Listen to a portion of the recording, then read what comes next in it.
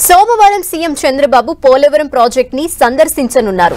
సచివాలయంలో అన్ని శాఖలపై CM Chandrababu review నిర్వహించారు.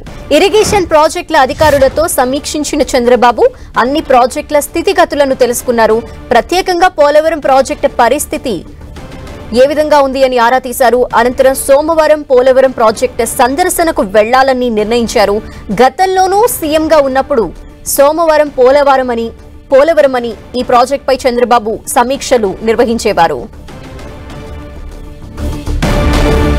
మరిన్ని డీటెయిల్స్ మా ప్రతినిధి జయరాజ్ అందిస్తారు. జయరాజ్, ధనలక్ష్మి, చంద్రబాబు కలల ప్రాజెక్టు గా ఉన్నటువంటి పోలవరం ప్రాజెక్టు పైన వివరాలన్నీ అడిగి తెలుసుకున్నారు.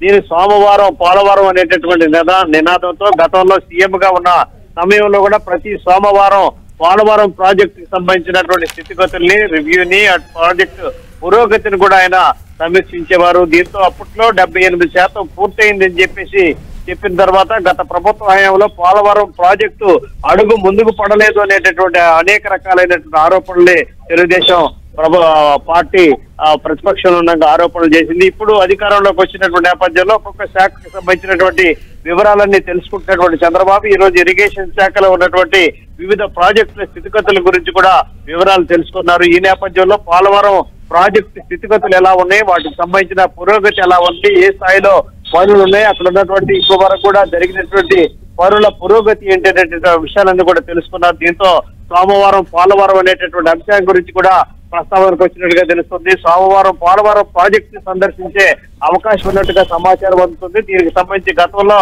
కూడా ప్రతి వారం కూడా సోమవారం కూడా పోలవరం ప్రాజెక్టు స్థితిగతులు, అక్కడ జరిగే పనుల పురోగతి, అత్యంత ప్రాధాన్యతతో ఈ పోలవరం ప్రాజెక్టుకు సంబంధించిన పనులన్నీ కూడా సమీక్షిస్తున్న చంద్రబాబు ఈసారి కూడా సోమవారం పోలవరం అనేటటువంటి అంశం గురించి కూడా ప్రస్తావనకు వచ్చినట్లుగా సమాచారం అందుతుంది. ఇదే జరిగితే ప్రతి వారం కూడా దీనిపైన సమీక్ష చేస్తారు, పనుల పురోగతి చేస్తారు. అనుకున్న సమయంలోగా దీని ఒక నిర్దేశితమైన సమయం పెట్టుకుని ఆ సమయం ప్రకారం పోలవరం ఆ ప్రాజెక్టు పూర్తి చేసే అవకాశం ఉన్నట్టుగా తెలుస్తోంది. అయితే ఇప్పుడు కేంద్రంతో కూడా మంచి సంబంధాలు ఉన్నటువంటి నేపథ్యంలో కేంద్ర ప్రభుత్వంలో భాగస్వామ్యమైనటువంటి ఆ టీడీపీ, జనసేన, బీజేపీ కూటమి కేంద్రం నుంచి అందేటటువంటి నిధులు, కేంద్రం నుంచి రావాల్సినటువంటి సహాయ సహకారాలు బట్టి పోలవరం పురోగతి ఆధారపడి ఉంటుంది. ముఖ్యంగా అక్కడ ఉన్నటువంటి ఆ ప్రాజెక్టు సమీపంలో ఉన్నటువంటి అనేక గ్రామాలు, ముప్పు గ్రామాలకు ఏదైతే సహాయ పునరావాస కార్యక్రమాలు చేపట్టాలో దానికి సంబంధించినటువంటి నిధుల విడుదల అనేది పెద్ద సమస్యగా ఉన్నటువంటి నేపథ్యంలో కేంద్రం నుంచి